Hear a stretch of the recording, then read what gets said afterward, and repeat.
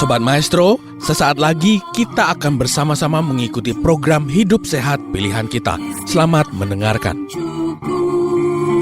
Membuat wajah berseri, diet yang seimbang, tubuh terlihat indah, udara yang bersih, jadikan hidup semangat, pengendalian diri, itu pemenang sejati.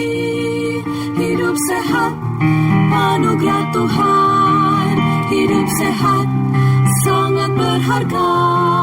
10 hukum kesehatan.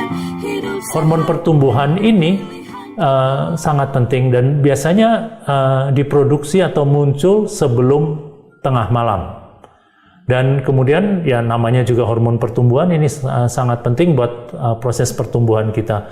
Bukan saja pertumbuhan fisik, tapi pertumbuhan mental, pertumbuhan otak, dan tentunya pertumbuhan rohani.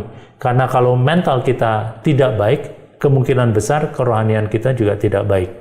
Dan manfaat dari hormon ini adalah dia memperlancar atau meningkatkan transportasi asam amino yang merupakan cikal bakal protein ke otak. Oleh sebab itu, apabila kita kekurangan growth hormone, terutama pada fase-fase balita dan fase-fase antara 5-10 tahun, maka asam amino ini tidak terlalu banyak ditransport ke otak, sehingga fungsi otak juga akan menurun, tidak sebaik anak-anak yang tidurnya cukup. Kemudian juga manfaatnya akan mempermudah tentunya kita belajar sesuatu yang baru dan mengingat sesuatu yang sudah kita pernah pelajari. Dan di samping itu hormon pertumbuhan juga meningkatkan daya tahan tubuh kita. Kemudian tadi saya katakan ada hormon satu lagi yang disebut kortisol. Dan kortisol ini menjaga metabolisme tubuh kita, baik metabolisme gula sehingga tidak terjadi fluktuasi yang terlalu tajam dalam kadar gula darah kita. Kemudian juga keseimbangan garam, keseimbangan air, tekanan darah, dan lain sebagainya. Dan kemudian juga kortisol ini dapat menekan stres hormon dan mengurangi peradangan, dan juga ini muncul dari tengah malam sampai dini hari jam 3, jam 4. Oleh sebab itu penting sekali kalau kita itu tidur sebelum jam 12, idealnya sebelum jam 11, karena disitulah produksi hormon ini, hormon pertumbuhan tadi terjadi.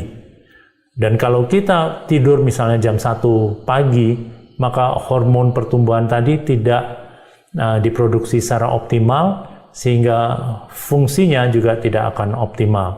Di samping itu proses perbaikan sel juga terjadi sebelum jam 11.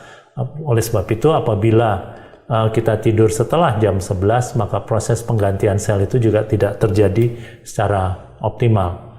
Dan ini kita bisa lihat fluktuasi plasma kortisol, kita lihat di sini di fase atau waktu-waktu di jam 12 sampai dini hari, ini adalah yang mencapai puncaknya. Dan kemudian juga ada irama mingguan yang dikenal sebagai circadian rhythm. Dan ini juga berdasarkan suatu penelitian ilmiah. Dan kesimpulan dari penelitian tersebut bahwa tubuh kita itu sudah dikondisikan untuk berfungsi selama 7 hari, di mana hari ke-7 itu kita harus istirahat. Kita ingat dalam sejarah setelah revolusi Prancis, pemerintah Prancis membuat peraturan supaya mereka bekerja 10 hari, dan ternyata itu tidak efektif dalam meningkatkan kinerja rakyat Prancis. Jadi kembali yang ideal adalah irama 7 hari.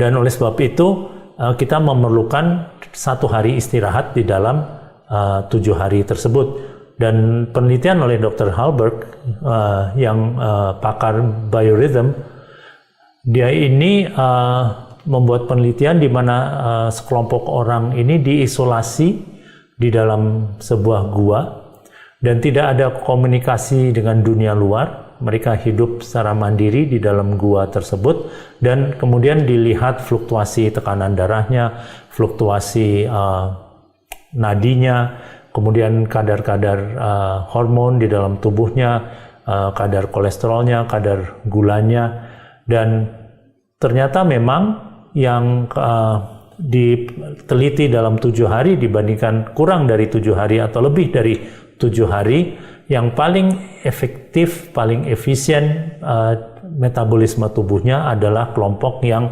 7 hari tersebut. Oleh sebab itu kesimpulannya bahwa tubuh kita itu diciptakan untuk berfungsi 7 hari, dengan hari ke-7-nya itu kita memerlukan istirahat.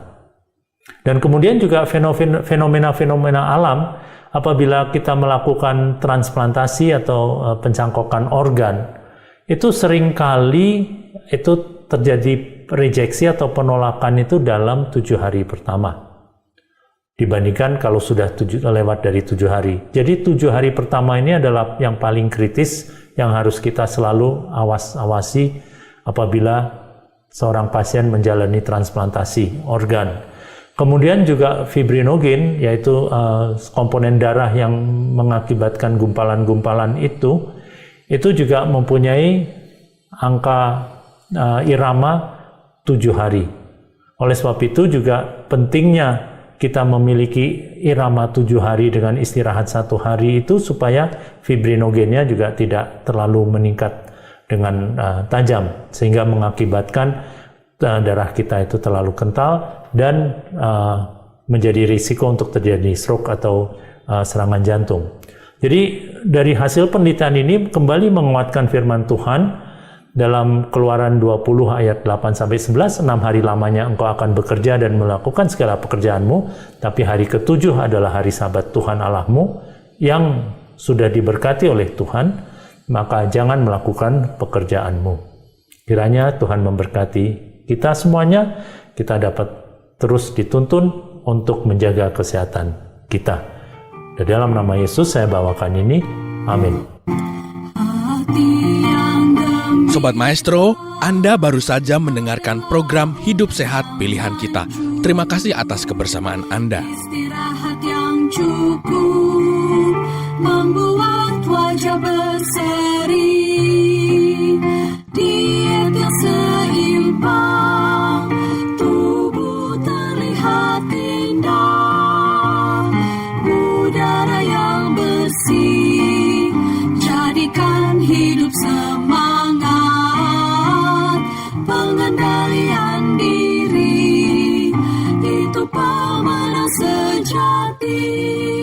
Hidup sehat, anugerah Tuhan. Hidup sehat, sangat berharga. 10